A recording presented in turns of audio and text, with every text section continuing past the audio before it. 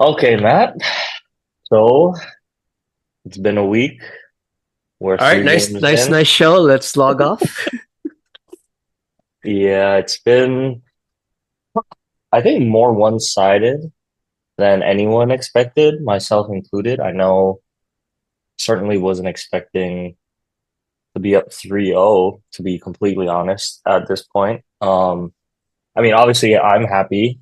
Like we said, one of us was going to be happy to start all this, right? But yeah, I mean, I guess we can run through the game so far, with game three ending today, but I'm sure you don't want to talk about game one. So, I mean, I feel like I have do you to need to though. vent? You need to vent some of it out first? Because obviously I have some stuff that I want to talk about with game one. Obviously, I mean, you know, the Freddie thing. So why don't you Well, get, I'll let you get the first crack at kind of each game. And because I feel like like when the Cowboys lose, it's kind of like you need to get stuff off your chest. So I think it's kind of a similar thing. You don't want to be holding it all in. So yeah, I'll well, let you go first. let's just say I think game one I think really dictated this series in a way. Um, and everybody knows, I'm sure by now, that Freddie Freeman had the historic grand slam that will be showed on ESPN Sports Center for the next 50 years probably. But I just was fuming. Not because of what Freddie Freeman did. I respect Freddie Freeman. He's a terrific ball player, Hall of Famer, plays the game the right way, doesn't cheat anything. Like, it has nothing to do with him. It's the fact that the Yankees truly let that slip away. And they practically gave that game to the Dodgers. And with that being the World Series, momentum, just all everything kind of just snowballed from that game. I think with game one and going into this series, I was looking at the pitching matchup. It lucked out for us. We beat Cleveland in 5 games. So Garrett Cole only pitches one game in game two. So we win just in time basically to allow Garrett Cole to start game one of the World Series and keep that rotation. So it's like, man, this is perfect. Nothing against Jack Flaherty, but I'm taking Garrett Cole in this advantage because I'm looking at game two thinking, well, Yamamoto is kind of lurking there. He kind of shut us down the last time. So that might be the harder game to win. Let's win with our ace on the mound and go back to New York at a minimum 1-1. And they should have. They really should have. Game one, it came down to the Yankees' mistakes. And you can say, yeah, Freddie Freeman hit the home run, but he shouldn't have been in that situation. We shouldn't have even been playing extra innings in game one. And I go back to, errors. Um, Probably the biggest one of the game was Glaber in that eighth inning with Shohei's at bat. And then you guys are down 2-1. Shohei hits a ball off the wall. What I thought was it's okay. He's Shohei. He's fast. Anything in the outfield, keep him to a double. That's it. Ball comes in, relay, Glaber. Like I, I don't even know like what kind of effort that was, but he tried to like pick it, and it wasn't like a short hop pick. It was a pretty big hop. So he tries to pick it. It ricochets away. And Shohei, by the way, from a baseball IQ perspective, heads up play for him to get to third now. I mean, the ball gets away. Moving up 90 feet with one out is huge because now the sac fly or a RBI ground out is in play versus your teammate trying to get a hit. And sure enough, the next batter, Mookie Betts, sac fly. That was the game. That really, I mean, I thought, oh my gosh, we're gonna lose this game. But just for Glaber Torres' sense as a baseball player, in the World Series, like how like I just don't understand. Like just the way that he moves, it's so nonchalant, lackadaisical. Like even when the ball got away, like he was looking for it and then he finally saw the ball and then he sees Shohei running and he's kind of like trotting toward the ball. It's like, wouldn't you be trying to hustle to get the ball and make an effort when you see a guy running from second to third? Like, it just baffles me. So it's like those little things make the biggest impact so far in the series right now. Because I go back to that, we shouldn't have been into extras. And then we can talk about not just the errors, maybe managerial mistakes too. I mean, Glaber, that 10th inning, I think, was just a nightmare for the Yankees, I think, because we get the lead. Jazz Chisholm, Wade's X Factor, huge, by the way. I thought, oh my gosh, Hmm. that was going to be his moment. Like, stealing second and third, getting to third base with one out, and then it allows Anthony Volpe to get that RBI ground out. So instead of what I thought would have been a potential inning-ending double play if he stays at second, turns into an RBI ground out. So the small thing, just the 90 feet, man. In baseball, these little things matter so much that impact the game. Yeah. But nonetheless, okay, Yankees are up 3-2 into the bottom of the 10th. First off, I am fuming already because before even the first pitch was thrown out, because Aaron Boone sends out Jake Cousins. Now, keep in mind, Luke Weaver was pitching the bottom of the ninth to close it out.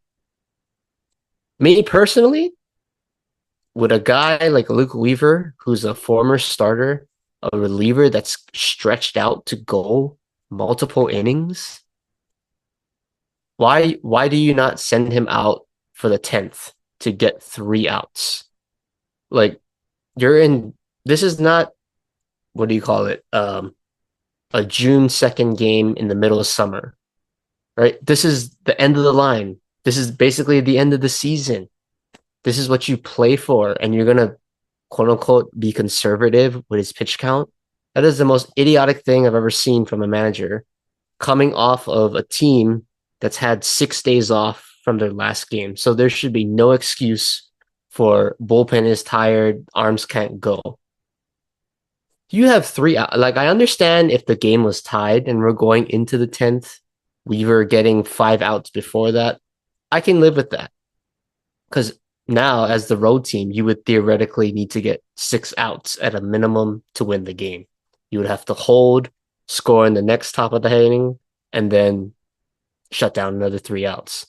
So that I can understand. But with that run being scored, you have a chance to get 3 more outs and steal game 1 on the road, which is perfect for the Yankees. That's like perfect scenario. You could lose game 2, go back to New York 1-1. Hey, nobody's going to be complaining there, I think. But just that already. So the lack of aggression.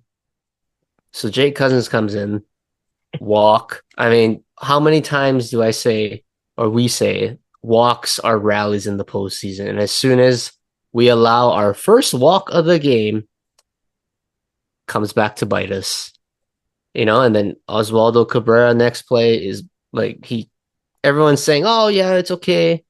I looked at it, he overran the ball. Like that's a Hmm. potential inning ending, game ending double play when he hit that. I was like, oh, so that was already, a disaster. So bad coaching, more bad defense, and then just maybe the most idiotic move of the night couldn't be topped. Shohei Ohtani is coming up, lefty. I'm thinking, okay, yeah, Jake Cousins, get out of there. I've seen enough from you. Let's go with the lefty. Hmm. So Nestor Cortez is warming up and Tim Hill is warming up. So just thinking, if I have 2 guys warming up, which guy am I going to pick? The one lefty that's been a rock solid guy for you the entire bullpen or entire postseason? Or am I going to go with a guy that's rushing back from injury, hasn't pitched in over a month? potentially career threatening appearance, basically, because he's telling reporters that he would rather sacrifice his career and next year to win a World Series. Like, which guy do you think most people would pick? Probably the guy that's got you here the entire time, that's been steady and a killer against lefties. No, let's go with the guy that we don't even know what we're gonna get. That's got to be the most stupidest thing I've ever seen from a manager. Honestly, like, why, like, in that situation, I understand if Tim Hill was used early in the game, or Tim Mesa is used earlier in the game, or even Canely, right? Your lefty specialist, then okay, I can maybe understand, right? You're going to play the analytics, the matchup, but that's like last resort. You had a perfectly set up bullpen, and you choose a a guy that's coming off an injury. We don't even know what we're gonna get. Luckily, I mean, he got Shohei out with a probably one of the all-time greatest catches I've seen in World Series history that nobody's ever going to remember now. Hmm. But I just look at it, it's like, yeah, he got Shohei, but there was still one more out to go. And you know that they're going to walk Mookie Betts because the lefty lefty thing. So Freddie's going to get a shot. And to Freddie's credit, he picked a pitch, he saw it, and he launched. But it's hard to blame Nestor in that situation because to be thrown into that spotlight in that fire, it would be tough for anybody to get out of that, honestly. So I'm gonna pick my chances with the guy I know that's been there for me, that's been thrown into the fire this postseason many times, and that's gotten us out of there. And that just sums up the Yankees this series. I mean, even earlier in the game, Aaron Boone, you got Garrett Cole on the mound. Other than the first inning, I thought he was pretty good. I mean, Soto had a misplay on a ball. I can understand both sides where he's got to play that for a double, but you know he could have made that play. Honestly, if he was a faster outfielder, I'm not going to kill him for that. But really, outside of that hit, it was pretty smooth sailing, and it almost reminded me of like when you guys were playing the Rays and Blake Snell was dealing, and Mm. it's like one hit and he's out. Oh yeah. Like, I just don't understand because this is Garrett Cole, the one guy really in this World Series that you can really push the limit with, that like this is a true number one ace. Like Yamamoto, maybe he'll get there, but he's not a true number one yet. He needs to kind of build it up a little bit, obviously coming off an injury. Jack Flaherty is, sometimes you get the good, sometimes you get the bad. Same thing with Carlos Rodon. But Garrett Cole typically is like your steady Freddy, 6 to 7 innings, 1 to 2 runs. And he was dealing. He was dealing. He has the lead, and he pull him with 88 pitches. Like, I just think that sends a message. Like with the whole series and everything, like your bullpen is thin. To pull Garrett Cole that quick is crazy. And then I'm looking now down the series, not to jump ahead, but like Carlos Rodon, even tonight with Clark Schmidt, I'm like, how the hell do these guys in? How are they in the game so long? Like Garrett Cole got yanked after one hit. Clark Schmidt is walking the entire Dodgers team. Yeah, let's leave him in there. Let's see if he can get out of it. Like, just the management has been terrible. Just beating yourselves, and that's really what the Yankees have been doing this series, which is it's just tough to watch. And that game one really set the tone, I think, for the rest of the series. Because after that, it's just been all downhill, all downhill. So it just sucks, man, because I really thought this was going to be a truly competitive series. Like, you could have asked me, yeah, Yankees or Dodgers. I don't know who's going to win.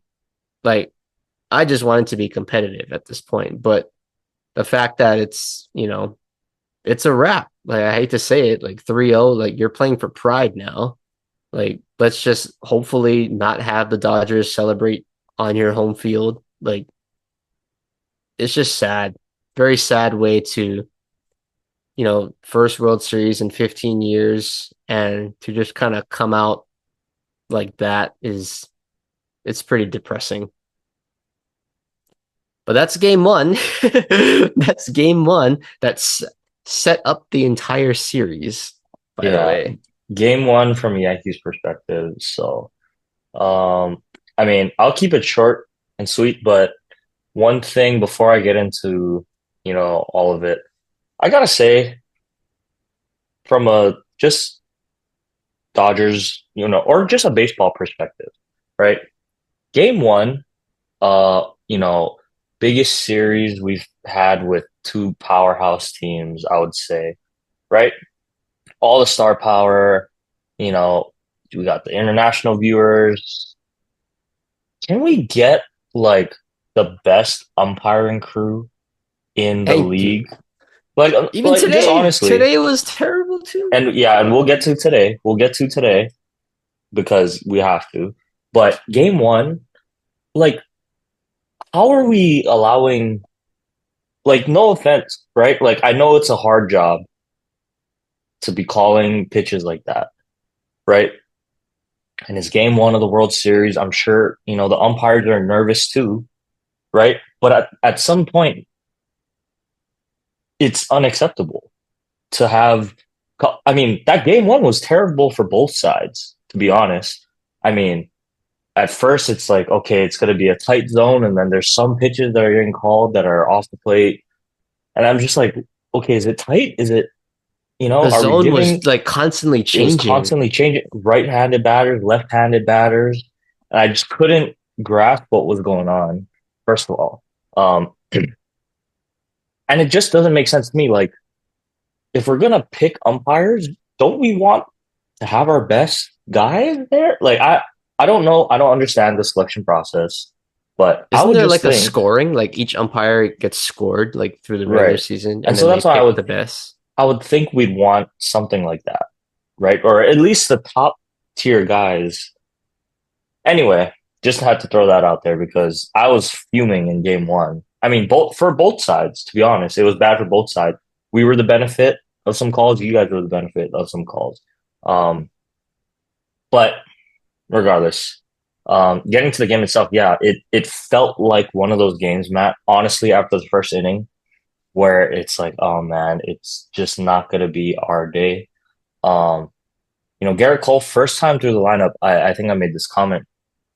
He was just sticking with the fastball majority. Wasn't really throwing any of his breaking stuff that first time through the lineup. I think that's a great strategy if you can get lucky enough to escape it, right? Because you don't want to show your hand too early, and let guys see it, right? All the stuff that you're gonna have that day.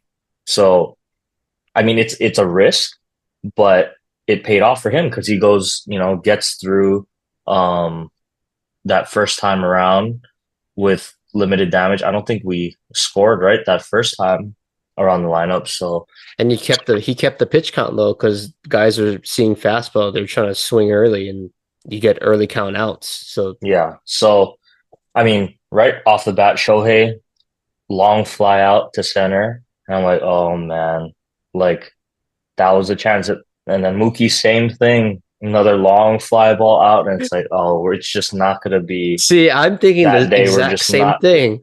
gonna Like, oh find the my hole. God, that was peace. Yeah, it's like, but it's like, because right, that's how baseball is. Sometimes you hit the ball hard, and it's right at guys, and Yeah. it's sometimes that's just how the day is gonna be. So I'm like, oh, okay, here we go.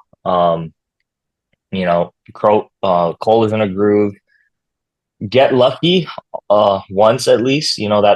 That hit from Kike bounces off the left field wall. Verdugo, it gets by him, and then Will Smith, who has been pretty awful, outside of two big home runs. At least he's able to finally get the job done, put the ball in play, and we get a sac fly. Something okay, huge, huge inning, right? We always want that shutdown inning, and Stanton gets one that he likes, he golfs it out probably at like 110 plus off the bat. And it's just like, oh my God, okay, well, that's like the one thing we couldn't have happen. But, able to limit the damage and keep it close. And you already touched on the error and, Mookie being able to get him in. So I'll just go to, bottom of the 10th. If anyone follows our Instagram account or seen the clip, I posted my full reaction. I was able to make it home for the end of the game. Um, and I was just, you know, regardless of what had happened, because like I said, I was anticipating a long series. So one game, yeah, okay, it sucks if we're gonna lose game one, it's gonna suck, right? But sometimes that's what happens. They steal one on the road. Okay, time to buckle down. But yeah, like you said, Matt, I was kind of thinking the same thing. When they brought in Nestor, I'm like, has Nestor pitched that much? I'm like, I don't know if he's pitched. Um, and so he's able to get out Shohei on one pitch, and we'll get to Shohei later too, because after we talk about Game 3, because I mean, it's been rough for him this World Series, but Oh, he's not as bad as somebody else. Let me tell you that. yeah, and we can get there too. But I mean, just the magnitude of the moment, and if you hear me back in that clip, I literally am just like, okay, Freddie, just all we need is a base hit. We don't because he hasn't been slugging, right? The Well, ankle's been yeah, bad. you just a single wins the The game ankle's for you been bad, and guys. I'm like, okay, if there's one guy that I want just to get a base hit, who better than Freddie Freeman? Honestly, to just get a base hit. Sure enough, first pitch fastball. The rest is history. Joe Davis with a great call. Nice shout out, to Vin Scully. Um, Kirk yeah, I Gibson. mean, now It I was like honestly blacked out for a little bit. Um, same. but there's different reasons, but yeah, there's my X factor coming through, and I mean, it feels bad to even call him a quote unquote X factor, but it really was just based on how the ankle was looking. Because the past two series, it just he didn't look quite right, right? Um, but that man, those whatever 4 or 5 days of rest that they had was huge because the ankle seems fine. He was able to leg out that you know the triple earlier, and so I was like, okay, like I think he's back enough. And sure enough, once he hits it, I'm like, okay, well, what a way to like take game one. And I think the backbreaker for the Yankees and obviously Yankees fans, like you said, Matt, it's the fact that you guys were up one, right? It's like you're up one with two outs and so many chances to have closed out that game somehow and just not able to do it. But I mean, just you want to talk about momentum, complete momentum shifting, snatching all of it, like sucking the air out of the Yankees, I feel like. Um, but yeah, game one, historic, memorable. I'll never forget it. And I have my reaction that'll, you know, be up as long as the internet's up. So yeah, I will crazy try game to one. put And that you'll out try of to my forget. memory for the rest of Exactly. my life. Like I don't want to watch any of that ever. Yeah. And I don't blame you. But, I'll just keep it moving because enough said about game one. I'm sure everyone has relived game one, so to keep it moving here, game two, this was gonna be the other game because, Matt, I brought it up earlier, um, with Yamamoto coming to pitch. And yes, he had success. He had a great start the last time against the Yankees.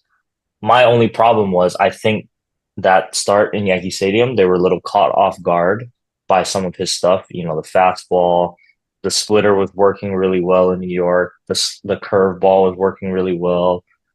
So, I mean, anytime you face a pitcher for the first time and he's an elite level arm, yeah, you're gonna have a hard time. But I just thought, man, they must have gone back and watched that tape so many times of how he wants to attack guys, how he wants to throw the splitter. how he wants to throw his breaking stuff. And even how did the Mets or the Padres have to, any success against him? I'm like, man, there's so much tape now. Um, like it seemed like almost inevitable, and he's still coming back from an injury, right? Yeah, he had a good series, or past two games, but I'm like, he's still like working his way back. So I don't know how sharp he's gonna look, but man, I mean, credit to him. You know, that first inning I thought was going to be huge. If he can get out of that first inning with a zero, because it kind of carries that momentum, right, from the night before, and it's just like okay, it's almost like a shutdown inning, like a first. It's like a weird first inning shutdown inning, but it's like to preserve that momentum from the night before, right?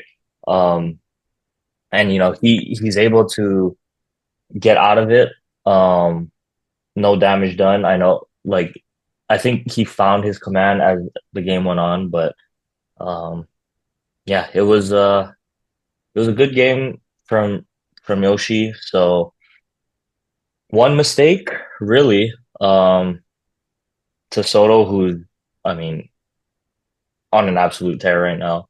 But yeah, man. I don't know what you wanted to talk about with game two, but Well, on the yeah, flip side, my starter, Rodon, it's still a wild card.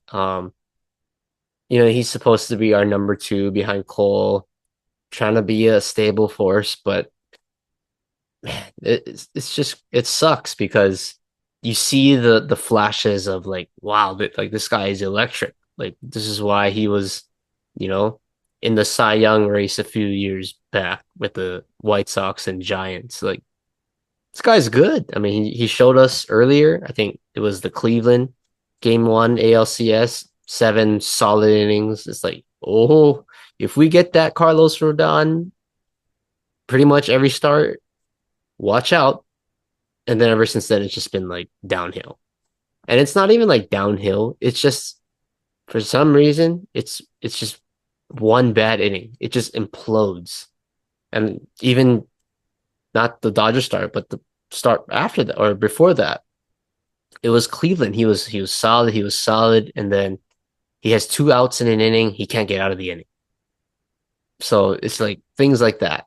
And the Dodger inning, he gives up the back-to-back home runs to Freddie Freeman and Teoscar, right? Like, the Edmund one, it's like okay, like it's a solo. I think solos really don't kill you too much, um, because you can kind of reset, right? The bases are clear. It's like okay, it's when there's traffic on, that's really when it's like it gets messy. And the Freddie Teoscar thing was just like, oh my goodness, like, and all of that, if I'm not mistaken, was with 2 outs. So Rodon easily could have been out of the inning, keep it at 1-0. And then, the Yankees, it seems like we're rallying in the ninth inning these past couple games, but it's like too little too late, I think.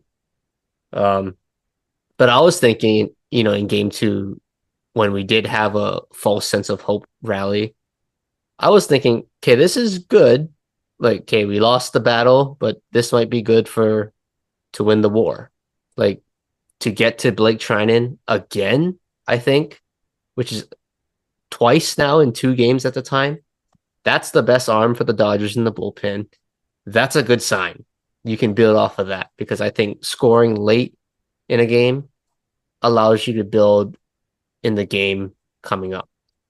And all of that went to waste because it was just, there was none of that at all for the Yankees. So the only thing I would say is, in game two, they had a chance to rally, bases loaded, 2 outs.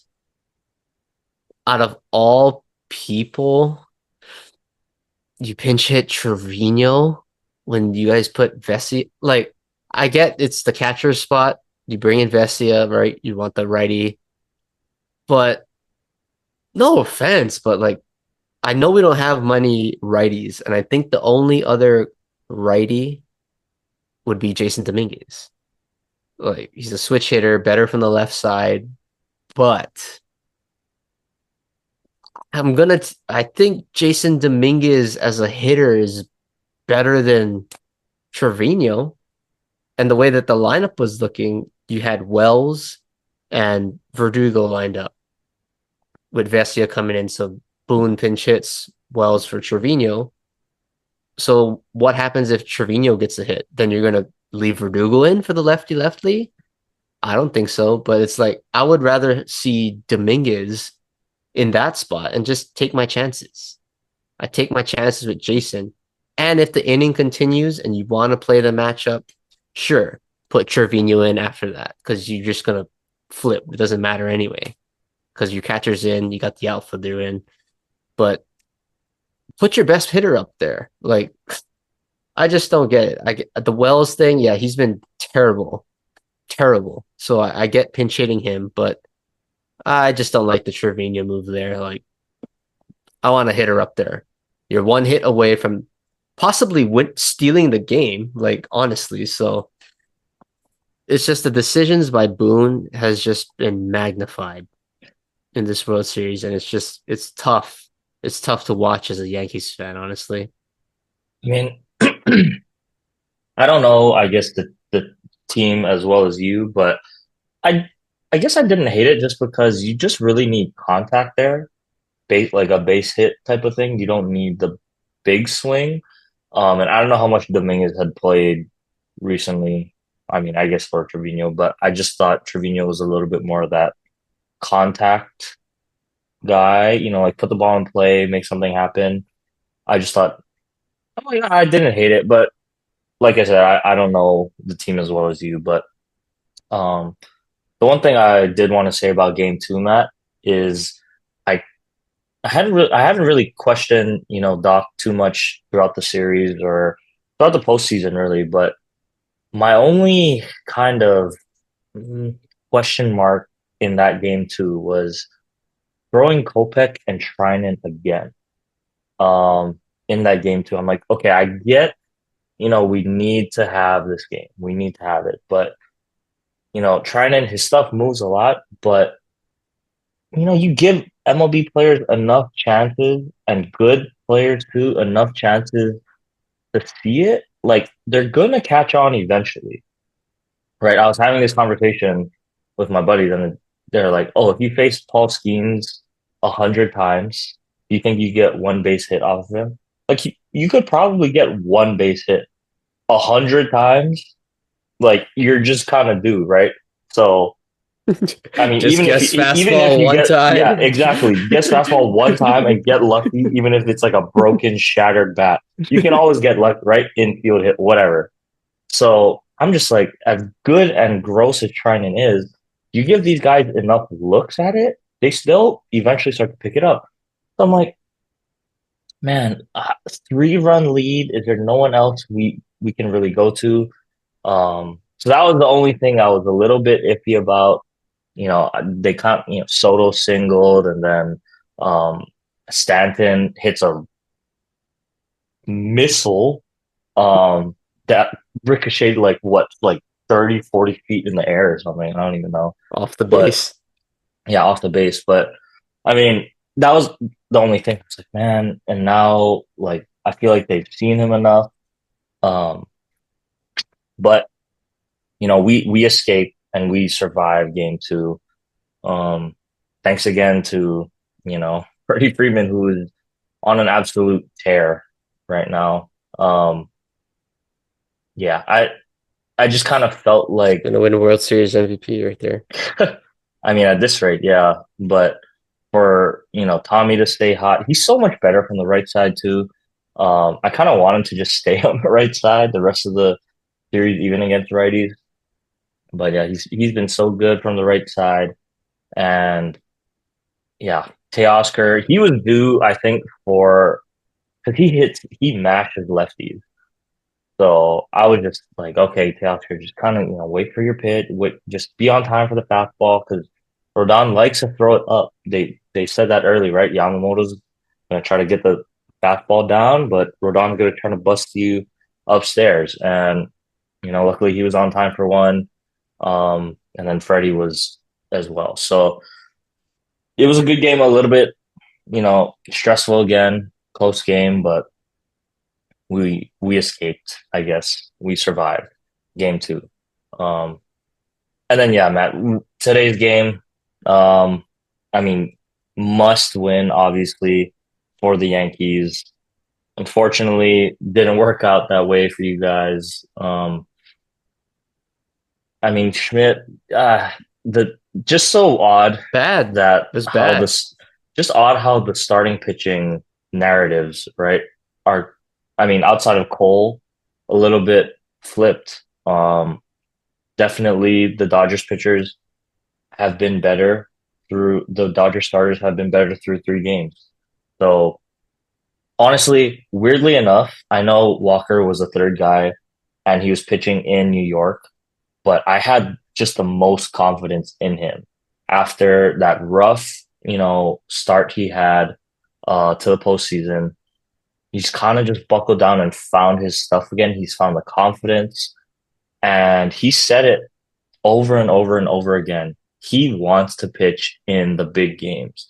Like he elevates himself for big games. And I think now they said his World Series ERA, because he's pitched in 3 games, I think, in the World Series. The Boston one, the Rays one, and then this one. His ERA is like point 0.5 over 3 games in the World Series. So, I mean, talk about elevating Big yourself, game pitcher. yeah, to the highest level. Um, I just thought I'm like the least worried. So when he's out there today, and he gets through that first inning again, I was like, okay, yep, he's here, he's locked in. Um, I'm excited, and it helped that in the first inning again, right? How the Dodgers have had success throughout the entire postseason. Jump on guys early, and Clark Schmidt, he's able to get Shohei. We don't know what Shohei's going to be like. Oh, I forgot to bring that up, but Shohei's shoulder, by the way, terrified me in game two. Um, I don't know. He's obviously done stealing the rest of the postseason, but yeah, I'm just so glad it was like after they were talking about it, it's like, oh yeah, he's so hyper flexible or hyper mobile that sometimes it'll just pop out. Um, I mean, a little bit about a dislocated shoulder, but Right. yeah, obviously not fun, even though it was partially dislocated, not fun to have. Um, but the fact that he was able to go, and I think even you could tell that He was just his grimacing. presence, yeah, but even just his presence in the box, I mean, you could tell Schmidt was just trying to go away. He didn't want the that Shohei bomb to start off the game, right? He was going away. He was trying to pitch around him, not give him anything good to hit. But unfortunately, that means a 4 pitch walk. Yeah. Um, That was the worst. That was just so bad. Like as yeah, a Yankees fan. Not even the Freddie Freeman home run. Like to be honest, it wasn't a bad pitch. I truly don't know how Freddie even hit that because that was a cutter high in it. Like he just got his hands in and turned it. So sometimes you gotta tip your cap. Good hitters are gonna just do their thing sometimes. But the Schmidt versus Otani at bat to start the game hmm, like that, oh, that was painful. Painful. yeah. 4 pitch walk, all the pitches weren't not even close. Shohei's just standing in there, not even swinging. Like, isn't that the time? Like, I'm not saying, okay, you're just gonna groove run and have Shohei just see what he's gonna hit, but everybody knows he's hurt. Let's test that shoulder. You know, can you locate a fastball inside? And they're throwing high and away. Like it was just like It just wasn't it was even all over the competitive. place. Yeah, it wasn't. There Yeah, wasn't so a it's like, oh competitive my pitch there. God, Um, yeah, so that sets the tough and tone. exactly like you said. Um, and a little bit of small ball too. By the Dodgers. They're stealing. Um, you know, the the pass ball. I mean, I guess it maybe would have mattered. I don't know, but earlier than when Edmund gets in position. Now that Trevino throwing. And yeah, and Mookie though, this is where I kind of thought of like, yeah, okay, maybe it's gonna be our day, right? When Mookie gets absolutely sawed off. And I don't know if Tommy Edmond had a great read or he just said, okay, I'm gonna try to score. If they catch me or if they make an amazing catch, good for you. I'm doubled up. The risk, but it paid off for us in the end. Ball, kind of fell harmlessly and we jump out 3-0 early with how Walker was looking. I felt pretty good, honestly. Felt pretty good about our chances there. And TK, who I thought was due because he had some like 3 or 4 hard hit balls in game two, but just all at people. He comes through with a base knock. I thought we should have probably patted on more in the situation we had first and third, with Tommy Edmond coming up, and we try to, Safety safety squeeze. squeeze. And Gavin Lux, I mean, I don't know, I don't think he's slow, but I was like, man, the ball's kind of on the ground for a long time. Like, I'm waiting for you to come Mark into play Leiter here. Jr., And I man. was just like, I mean, it wasn't the best bunt, but I felt like it was soft enough to where there was enough time to be able to score pretty easily. To be honest, like more than likely he was safe, but that angle that we had, um, there was no conclusive evidence of him touching home plate actually. But so I mean, it is what it is, right? And that was another one where I'm like, yeah, okay, I get Tommy is he's a ground ball, hitter from the left side, and you want to stay out of the double play, but don't we really? Are we really going to do that? And take our runner out of scoring position? Like, you don't want to at least give him a chance to hit a fly ball to the outfield.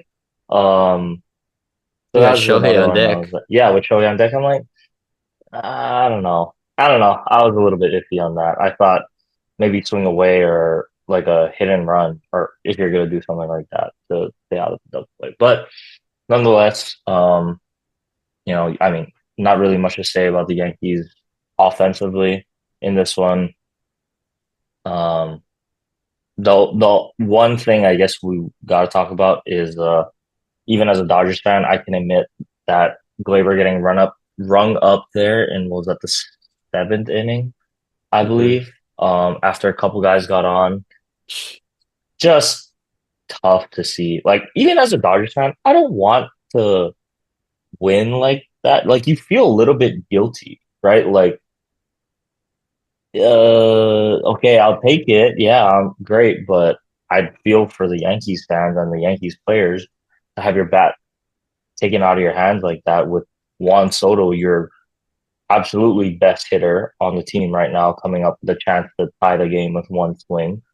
So just a tough situation there, um, for Yankees fans, and even I have to, yeah, I feel for you guys, but um, There was nothing that went right for us like I don't this know, game. but you don't think that late home run by Verdugo means something off of Kopech?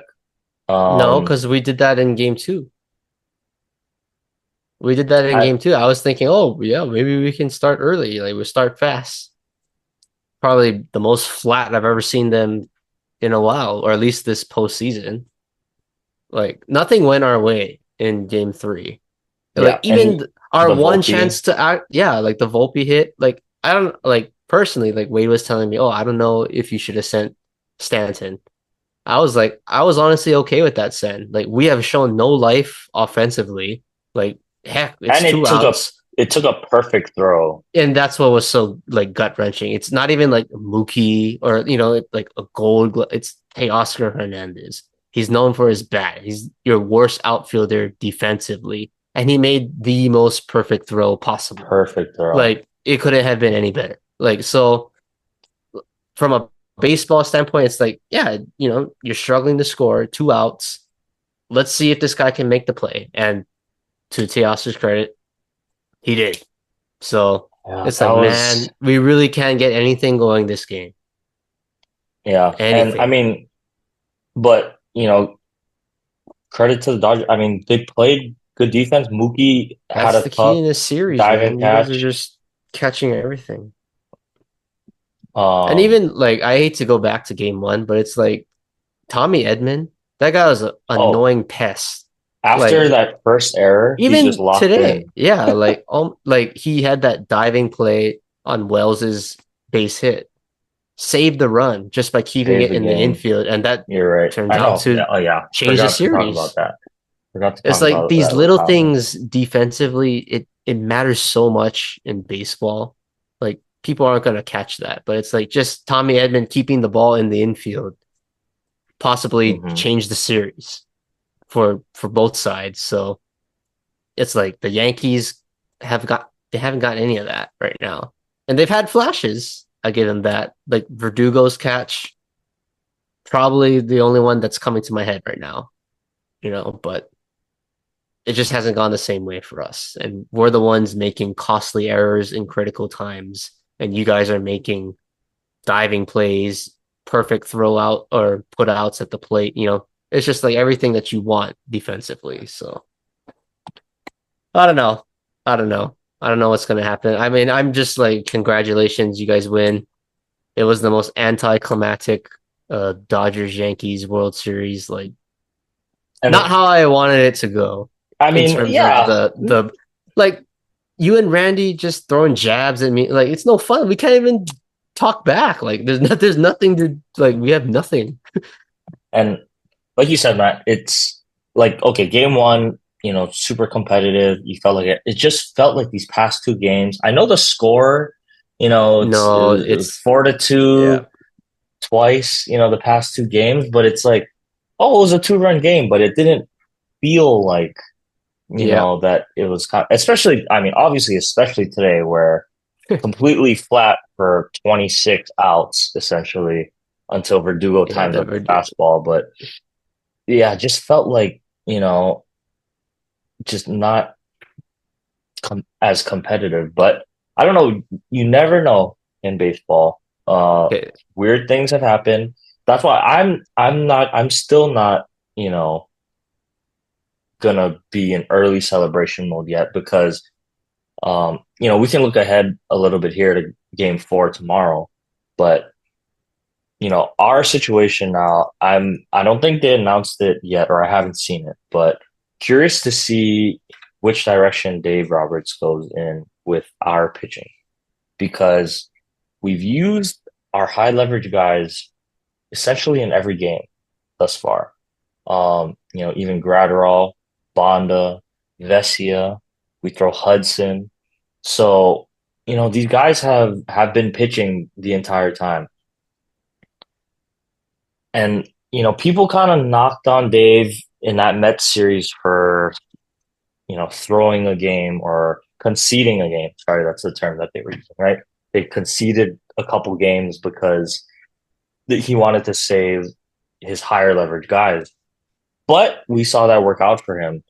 World Series, yeah, it's a little bit different. It's the last series. You don't need to save guys. But I still think that in our situation, up 3 games to none, right?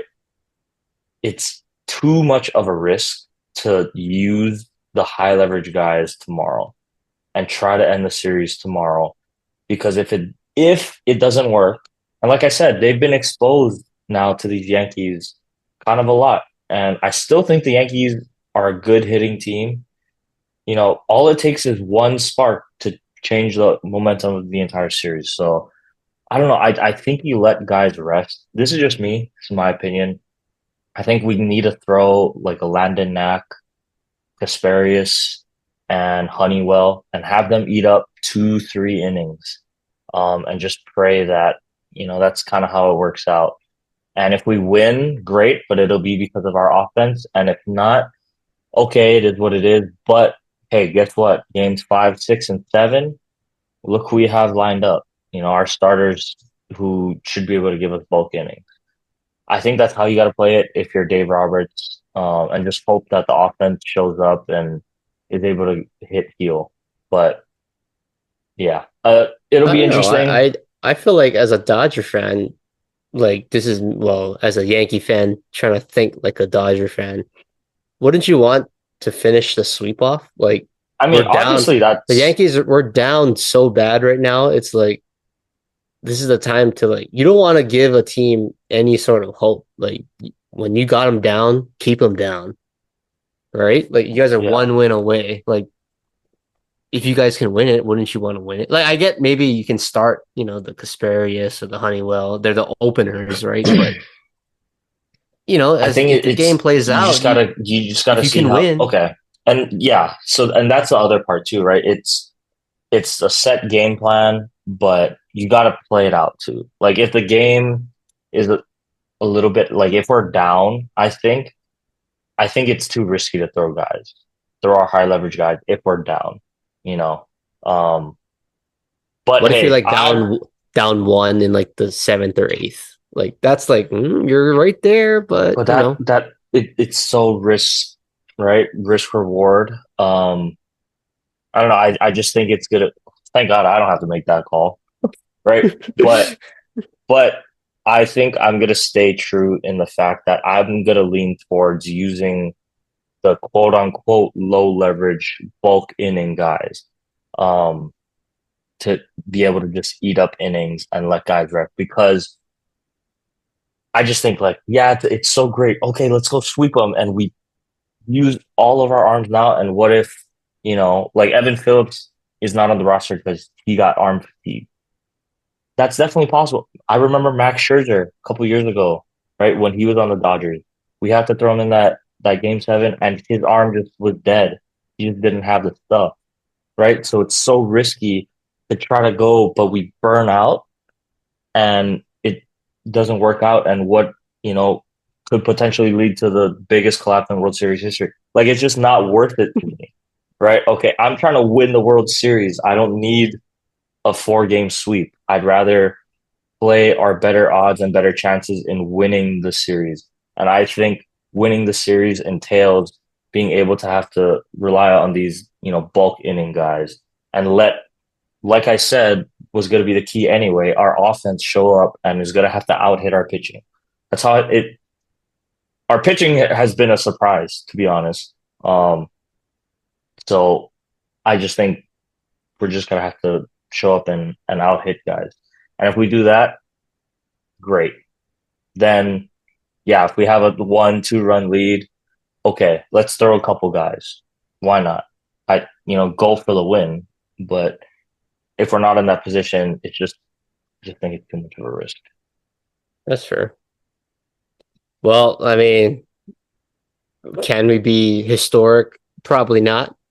But here's the path. It's like, okay, you're 3-0. Obviously, Dodgers have a bullpen game.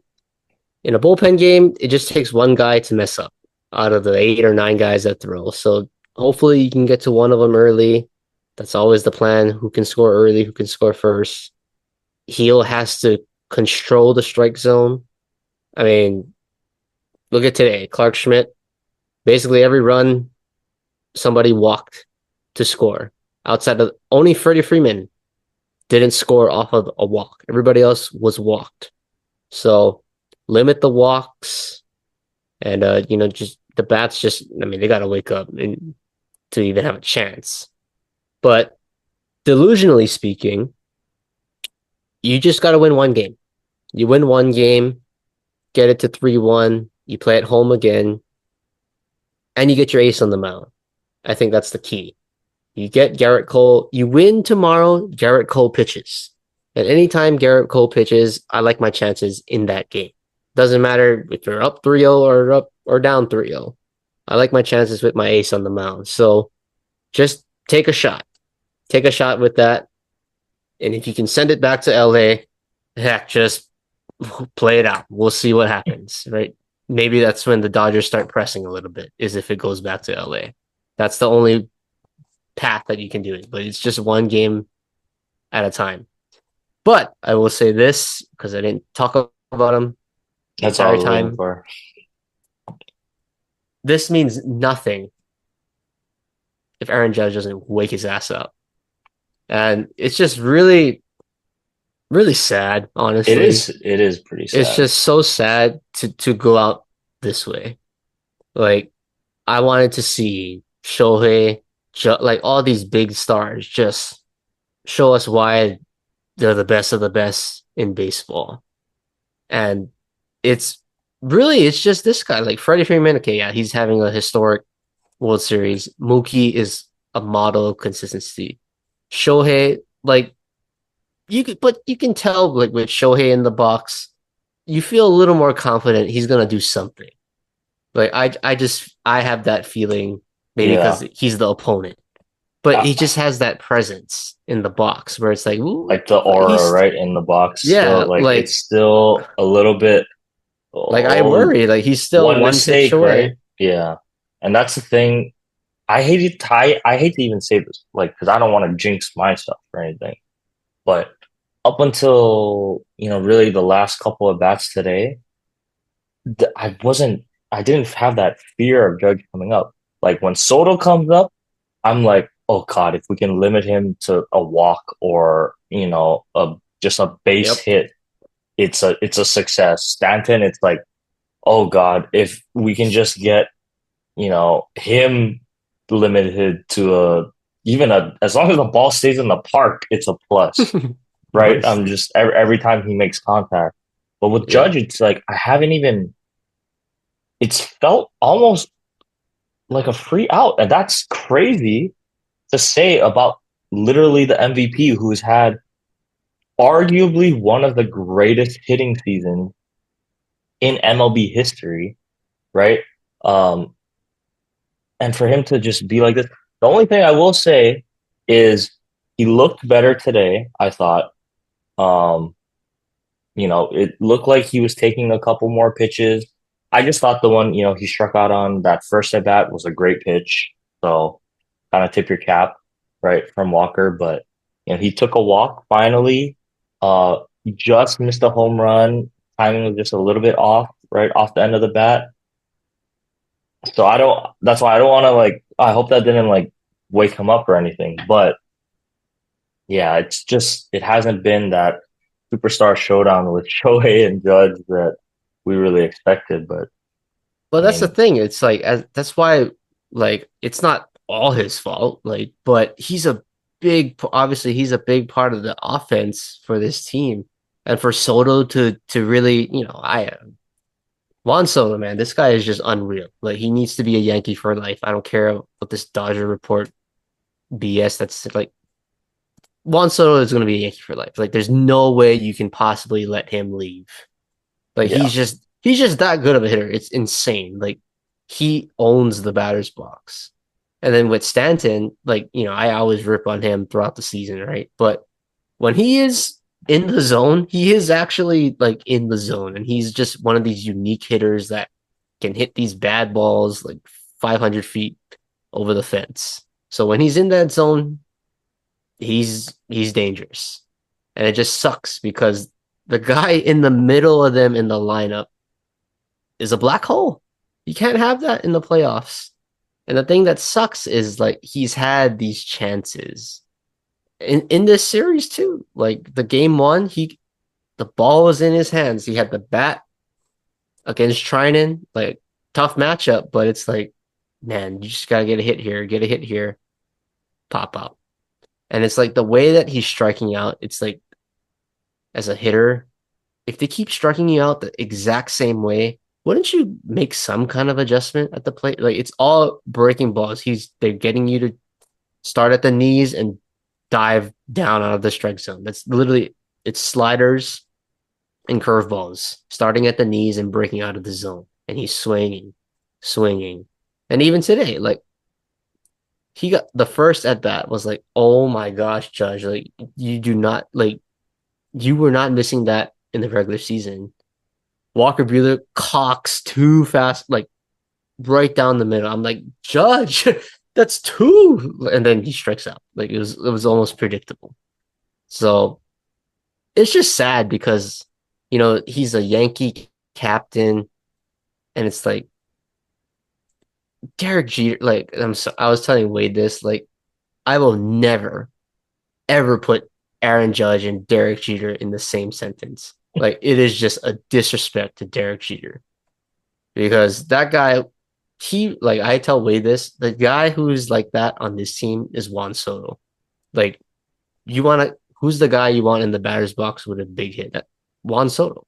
He just owns the batter's box. Derek Jeter owns the batter's box. Aaron Judge, nah. Like I'd rather have Stanton over him right now. Heck, I'd rather even have Glaber right now, which is kind of crazy to say. Like for him to be an MVP and it's like constantly just coming up small in the postseason when your team needs you, it's just not a it's not a good look. It's just not Hey, a good I look. think I know a thing or two about that. I got a lefty pitcher on my team that I've had to endure many hard times of beating the fraud allegations in the playoffs. So I'll just say I know a thing or two about that. Generational regular season player, less than spectacular postseason player. I But mean, I get it, but well, at the same time, he did conquer the demons. true. Kershaw did conquer the demons. He got it the last time. But Yeah. Judge, it's like this is what you played for. Like it's not like this is his first postseason. He hasn't had that Juan Soto type esque postseason that just put your team on your back and carry you to victory. Like it just hasn't been like that. And it sucks because I think his Yankee legacy is like it takes a Mm, hit. It's taking a hit. And he says the right things, but it's like I hate to say it. Sounds like Dak Prescott says all the right. It's oh like my God. it sounds the same. Like it's like, oh yeah, we're right there. Da da da. I'm right on time. I got to be better. I got to be better. After throwing like what 6 interceptions in your past 2 games, it's like, like we get it. Like you're saying all this stuff. Like you're trying to answer the questions the right way, but it's like I just need you to perform, dude. Like you're the captain. I'm not expect you don't have to hit it's not even hitting a home run every time. It's just a 1 for 4 at this point. But you're 1 for 4. That one hit is like, yeah, that changed the game. A single, just a clean RBI single gave our team the lead or tied the game. Like it's just non-existent right there. So it's just sad. It really is sad right now because like I was team Judge. Now it's like I don't know. I don't know. And it just sucks to see him struggle this way on the biggest stage because now it's like, okay, yeah, you're gonna hit 60 home runs in the regular season. Whoop de doo. What are you gonna do in October? Hit 100 with 40 strikeouts? Like that's what it's come down to. So it's like nothing he can do now in his career can like make him better unless he Un performs in Unless the World he Series. has that run. Yep. And it No, has you're to right. be World Series, like win the world. Like we've gone to the playoffs with him, but you got to win it in New York. That's the standard, and you have to be the main. If you're the captain of the New York Yankees, like I'm sorry, that's you signed up for that. It's your responsibility to bear that burden. So Yeah. it just sucks, man. Like he's a good dude, but bro is looking like Dak Prescott out there. So Okay. Well, since you brought up Dak, we still got football to talk about, even though I don't think either of us really want to talk don't about it. even. But let's just really quickly run through some of the games. Cowboys Sunday night game against the Niners. It's like, okay, is this finally the one? I guess it wasn't. But I Well, don't know, man. I don't know what you wanted to say about. yeah, I was watching this game on my phone at Goaz. I was at Goaz, by the way. That's why I wasn't at the. Oh, what the heck?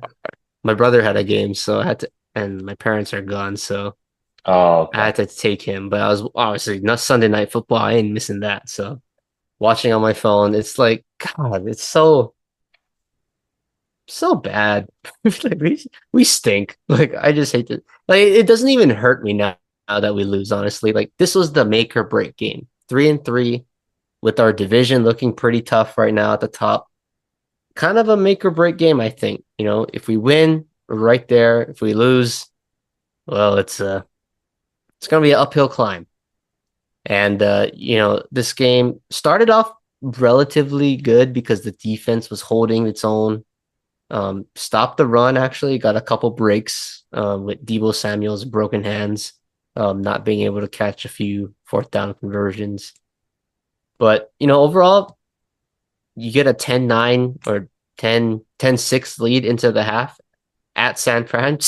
Yeah, sign me up for that all the time. But the third quarter was just where the game, it just looked like we're back to being the Cowboys. The 49ers started to run the ball all over us. Dak throws probably the worst interception possible in terms of timing. Um, and they just blitzed us 21-0 in the third quarter. And then, that fourth quarter, it's like the Yankees and Dodgers. It's like false hope. The score looks closer than it actually was. Like all this CeeDee Lamb stuff that came, it was nice to actually see him get going, but it's Dak, man. Too little, too late, garbage time master. It's the same script that happens for the past 7 years or whatever. He's been the quarterback. Like, too little, too late. And that's when the Niners are playing soft, soft, soft. They're just trying to keep everything in front, make you eat time. And then, crazy enough, we actually get the ball back with a chance to win with like 2 minutes and 30 seconds left. We go four straight plays incompletion. And that's where it was like, man, first play, Dak throwing into like triple coverage should have been a pick. Don't even know what he was looking at.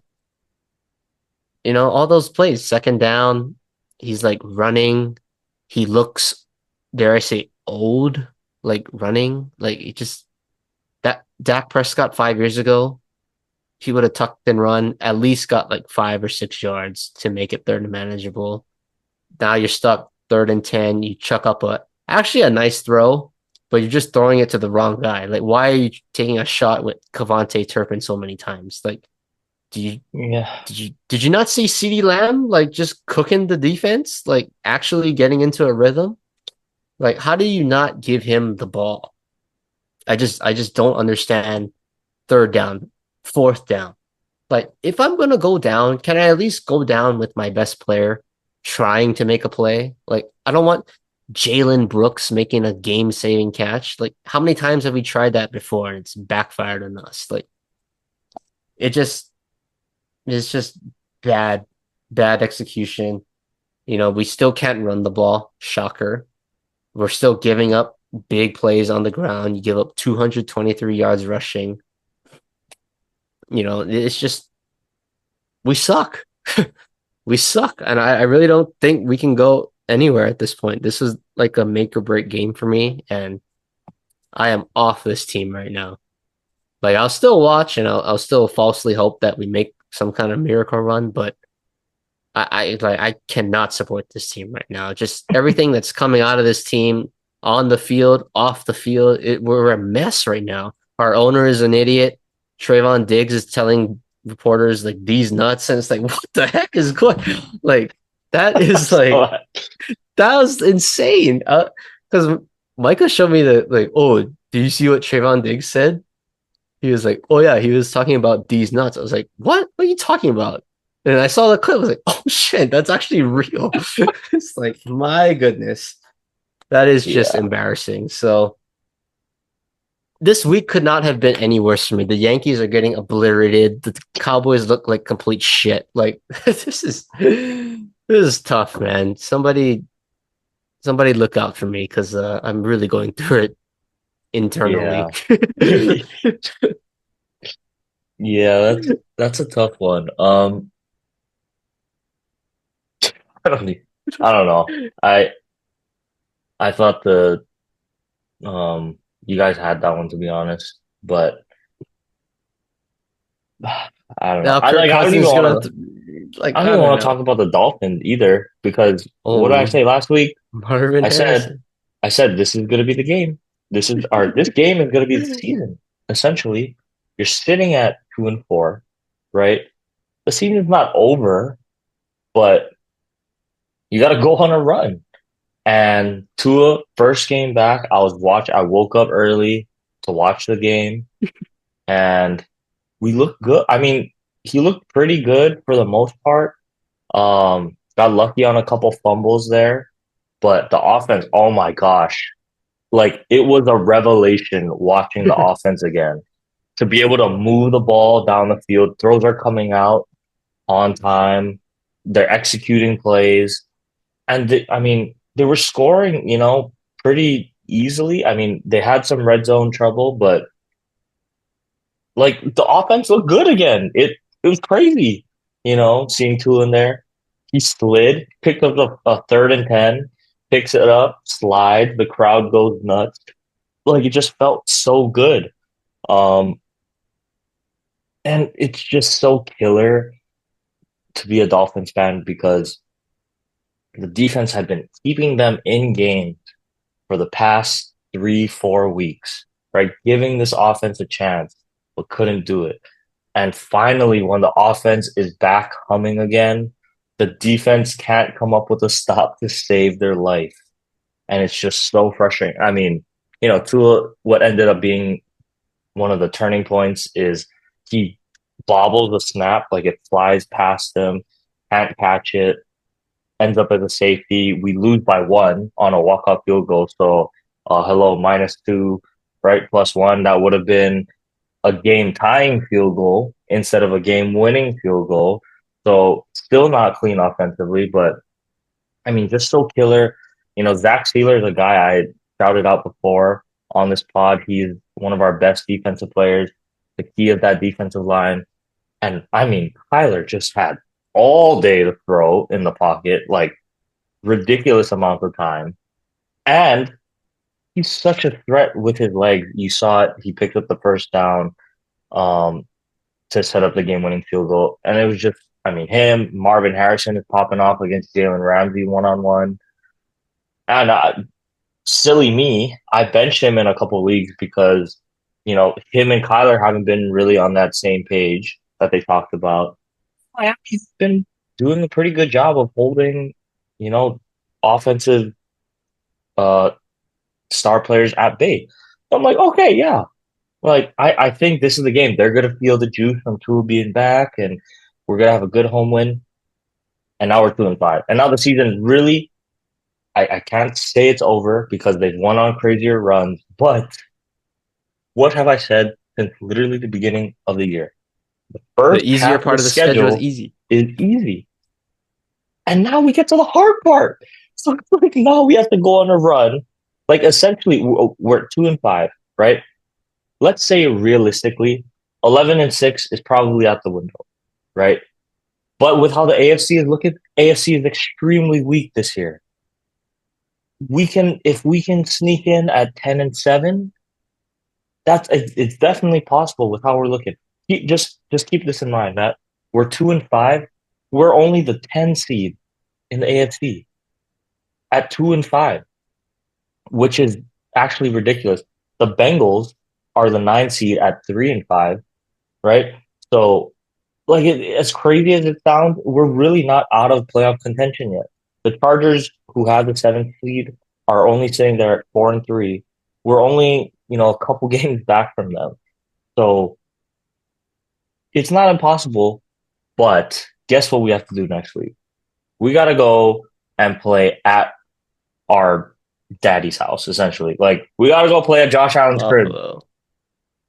in Buffalo. Like, yeah, we lose that one. We're Better sitting now at two before and it gets six. cold. I mean, I guess so, but we're really gonna have to play the game of the season essentially to come out with a win there. Josh Allen has been so good. He's finally getting in touch with Keon Coleman too. Like I don't know, man. James Cook runs over people and runs past people. The defense held Seattle, who we And they couldn't got stop. Amari Cooper. Now they got Amari, who, I mean, they probably didn't even need him, but now they got him. It's like, all right, good luck, Miami. I don't know how you guys are gonna do it, but good luck. Um, Thankfully, the Dodgers are winning because it's not like it Mm-hmm. would have been, I would have been completely over sports. I would have just been all in on the Lakers. But yeah, it's been tough, Matt. At least Tua looked good Is he gonna wear in the guarding in cap that or what? catch. Like, he did not wear the guarding cap. He's not gonna wear it. He's not gonna wear it. The thing that I read though, he already had been wearing the specialty helmet for concussions. So Oh. apparently the thought is like the Guardian cap is going to do almost nothing. But don't you want every layer of protection possible? Like that's just me, man. Hey, Tua, you are your own man. I respect it. You're gonna do you. You're the ones that had to actually talk and listen and learn from the independent neurologist. I wasn't there. No one else was there except you. You know, your family knows it. The organization knows. If you're gonna choose not to wear the Guardian cap, so be it. But I think Matt, the thing that is unfortunate too, and really what hurt him was the previous concussion because he was symptom free after, he would have maybe missed one game and he would have been able to play the last three, right? And it's just the three games that were so winnable for us, and he's not out there executing the offense. And now the season is essentially over. It's not over, but it's essentially over in terms of the playoffs. But weirdly, I still have faith in this team now that Tua is back. I just think they got some juice. But just so unfortunate that they can't play complementary football, but they're gonna have to beat Buffalo. So I don't know. I don't know. We'll At least I see. got the Dodgers for now. Yeah, So, yeah, yeah. but yeah, I don't even want to talk about the NFL anymore. Let's just get to college um here. So Hawaii. Oh my God, Timmy. Like I said, coaching for his job. Well, the job's a little bit Could not safer for watch the now. game, but hey. Yeah, hey, couldn't watch the game, but we'll take a win. And oh my, did they need this win, Matt? Um, Hmm. I mean, first, win against an FBS school this year, which is crazy. But you know what? Def I thought the defense has been the strong suit all year, right? Yep. They did their thing again, keeping Nevada in check. But what the hell is this? Is that Braden Shager or Lamar Jackson out there? Like 19 carries for 120 yards and four tuds. I was like, am I reading this correctly? He has four touchdowns rushing. Like, is that the run and shoot? We're just gonna have Braden Shager beat Lamar Jackson, and is that how we're gonna win games? I mean, Hell, realistically, if probably I not. mean, But I mean, how insane of a game is that to have, you know, four rushing touchdowns by your quarterback who is, predominantly a pocket passing guy. I mean, we know he's sneaky athletic, but I didn't see 19 carries for 120 and four tuds in his, profile. But yeah, I definitely hey, think that's an we'll take anomaly. it. But hey, No, yeah, 100% an we'll take anomaly. it. We'll take it. Either way, the season is still salvageable, I think. And Timmy, I mean, he's still Yes. coaching for his job every week, I think. I think he's coaching for his job every week, but next week is going to be pretty tough. Um, at Fresno State, yeah, that'd be a miracle. I think if we pull that one off. Um, but yeah, I don't know, Matt. I don't know what else to say. Couldn't watch it, but hey, Yeah, I didn't good watch for it. I them. mean, yeah. Go run, Braden, run. I guess.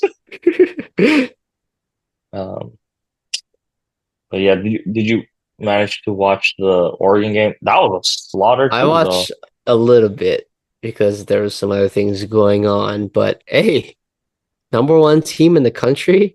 Talk about best game of the season, maybe, like in terms of complete game.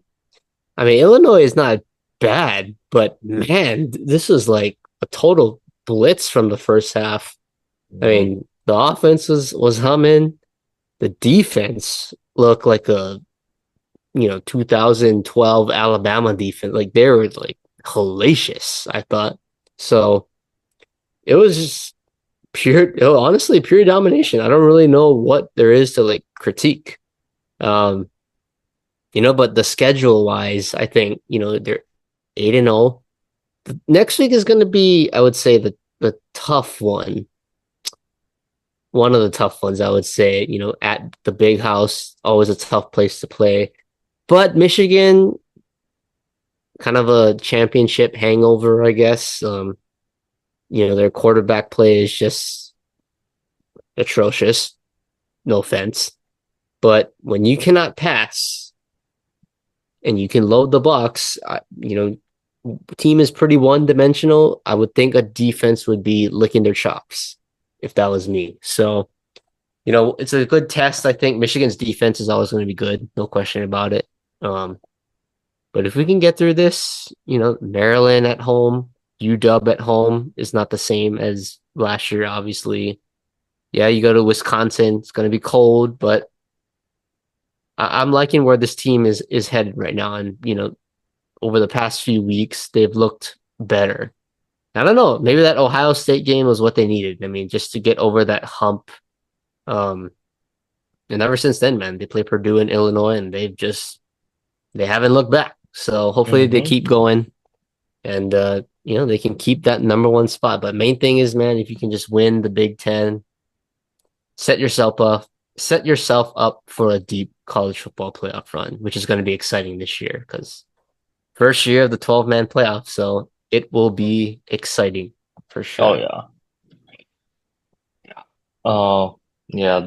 I had the crazy part too about this college season. I feel like is we have no idea how it's gonna shake out. Like, Yeah. There really pretty sure. isn't there's no dominant team. Like Yeah, Oregon's like undefeated, but they're not Oregon's gonna be head and there. shoulders. Georgia had that one loss to Alabama, but then Alabama is still Alabama in looks it. bad, but they don't look great. Like Miami, I still don't trust Miami. I don't care if they're Miami's undefeated. I don't trust them at all. Texas, I thought maybe, and then they got trounced by Georgia. Like, oh, I have no idea how it's gonna play out. So it'll be fun. I that's think it'll good. be a fun playoff. Um, but yeah, Matt. Okay. Let's see. I don't. Yeah, we don't need to talk about it anymore football at this point, but we can talk a little bit of basketball with the time we have left, just because, I mean, JJ off to a pretty good start in his coaching career. They lost tonight, but sitting at 3-1, and I think just winning that home opener was so big for this Lakers team. Um, Essentially bringing back the same roster, Yeah. like almost exactly the same team as last year. But you could just tell after that game one that the energy on the court was different. Um, and they're playing the Timberwolves who made it all the way to the conference finals last year. Ant is a stud. Um, yeah, they made some changes, but I mean, thus far, I think AD has looked phenomenal. Like literally MVP caliber, defensive player of the year caliber. I like the system that JJ's inputted.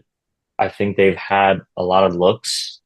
Um, they need to get better three-point shooters, but I think the looks have been there. And yeah, I mean, even defensively, I think their rotations are a lot better. How they've been having AD kind of be that roaming, paint presence has been so big for them. But I gotta say, the number one thing that jumped out at me watching these games is the offensive rebounding. Like the game one, Matt. I don't know if you caught that, but I think like Austin Reeves had like 4 or 5 offensive rebounds. So it's like it was definitely it's been an emphasis you can tell as a coaching standpoint because they're telling them, hey, we're going after these balls. Like if you're not running back on defense, you're going up and contesting for every rebound. And I don't know, man, it's just something I just feel like there's something brewing here. You could tell the chemistry from JJ and Braun going back to the podcast.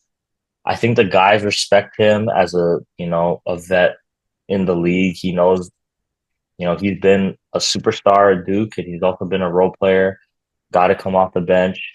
Um, like they're having fun. It seems like they're having fun out there. They know what they're doing. Like even though they lost today, I thought seemed like they were all kind of on the same page of what to do and what not to do. So I don't know. I feel really good. Like I know it's 4 games in, Should be. but I feel really good about this Lakers team. Sitting at 3-1, I mean, they've beaten, teams that have given them trouble last year. I think last year they lose a lot of those games. Um, but you go out and if you told me, three out of the four wins are going to come against the Suns, the Timberwolves, and the Kings, who've been giving you fits for the past how many years? Like, yeah, I'll take that for sure. And the loss today was definitely winnable. It was a close game, came down to the wire. So I think they're going to be in almost every single game. And I'm just excited because of how, like, JJ describes himself as a sicko, right? Like a basketball sicko. And I really think he is. He has like the self-awareness to be able to recognize certain things and flaws and learn and grow from there. Um, just the team seems more connected this year. I haven't been 4 games. So I don't want to overdo it, but feel really good. And I hope that JJ is, the coach of the future for the Lakers. So, All right, good stuff. yeah. Okay. Um, that'll about do it. So why don't we just kind of wrap with our quick hitters here? All right, Jerry Jones Award. I'll give it to Dwayne Wade. Not necessarily Dwayne Wade himself, but just if you guys go look on the internet, Dwayne Wade has a statue in his honor for him outside, I think American or not American Airlines now, Casa Center or whatever it is now. I don't know if it looks like Dwayne Wade. That's all I gotta say. Very interesting sculpting skills from whoever did that, but yeah, the the D Wade statue is interesting. So I guess you guys can have the Jerry Jones Award this week. Yeah, yeah, I agree. But Trayvon Diggs easily could have gave it to him. Like the D's nuts thing was just crazy absurd, but we yeah, talked about it. Give a little variety. yeah. Well, Matt, my fans tribute, it's a sad one to be honest, and I didn't bring it up because I Max didn't want to talk Holloway. about. Yeah, Yeah, didn't want to talk about it. I mean, woke up early to watch the card. I felt really good. I know Ilya was a beast, and he was going to be a tough out, but I really thought Max could do it. And after 2 rounds, like it was pretty competitive. I thought he ate a couple big shots or fairly big shots from Ilya, but he was touching them here and there too. So I felt like it was pretty good. Just like let him come out to deep waters, the fourth round, to the fifth round, see what that cardio is like because he's never really been tested to go five before. I'm like, okay, yeah, this is a typical Max fight. But that's the thing about the UFC, man. Like it's so unpredictable.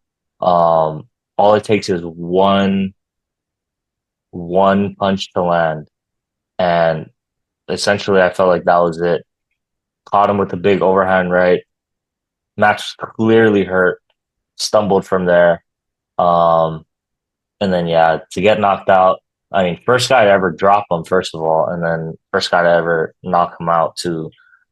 First of all, you got to tip your cap to Ilya because that guy, I think he's gonna run that division for many years to come. I don't know who could possibly, you know, fight that guy to be honest and win. I know he's probably gonna fight Volk again. I don't even know if Volk can do it. Um, past that this was crazy time. because I think it's just Ilya's reign of terror is about to begin. Um, but yeah, getting back to Max, I mean, it was tough to see him like that. You could tell he was pretty defeated after the fight, but I liked all the stuff that Ilya said. Max is a champ. He'll be cemented as, one of the best featherweights of all time in the UFC. He'll be up there with Aldo. He'll be up there with Volk. And it's looking like he'll be up there with Ilya when it's all said and done. But he'll be remembered at that division. But he's still young, and I still think he wants to fight. I think the fire is still there. He's only 32. I think he's turning 33 at the end of this year. But I think the move for him now is to go up to 55 and challenge some of those guys there because I think there's nothing left for him at 45. Because now either way you look at it, I don't like. I love Max. It's gonna be real tough for him to beat Ilya again, and he's not gonna just get the rematch. So he's gonna have to fight, two or three times, these up and comers. And if by some chance Volk wins, like no one's gonna want to see the Max Volk 4, I think, when it's 0-3. So it's just so tough. I think he has to move up to 55. But I will say that, just got to tip my cap to Max for, still staying humble, still being respectful throughout everything, taking a loss on the chin. That's a hard thing to do for the whole world to see you get knocked out, right? But I think he took it well. Continues to be a good example for the youth and, representing Hawaii. So I'll get a shout out, Max. Even in the losses, we still support our Hawaii boys. But that's all I got, Matt. So why don't you run us out for our sports fact? All right. We're recording on October 28th.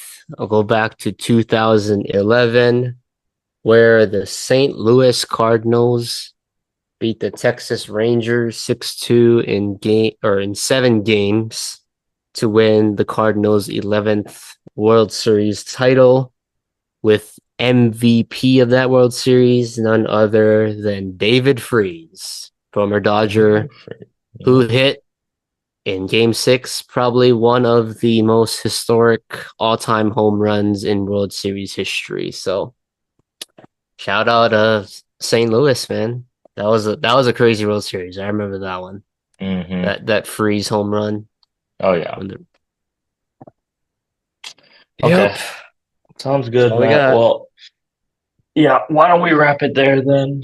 Um, yeah, well, game four tomorrow. We'll see how the rest of the series goes. Yeah. Um, Congratulations to the Dodgers. You guys I earned it. You guys earned it. It's not over till it's over, but I will probably post some kind of reaction to whenever the series ends, immediately. So, we can look out for that. However it does end. I'm Yeah, not gonna yeah. I know not you're gonna gonna get ahead of gloat, myself. so just Not just gonna get go ahead of for it. myself, Go but for it. we'll see. We'll see. But okay, yeah, thanks guys, as usual. Appreciate you guys listening, tuning in.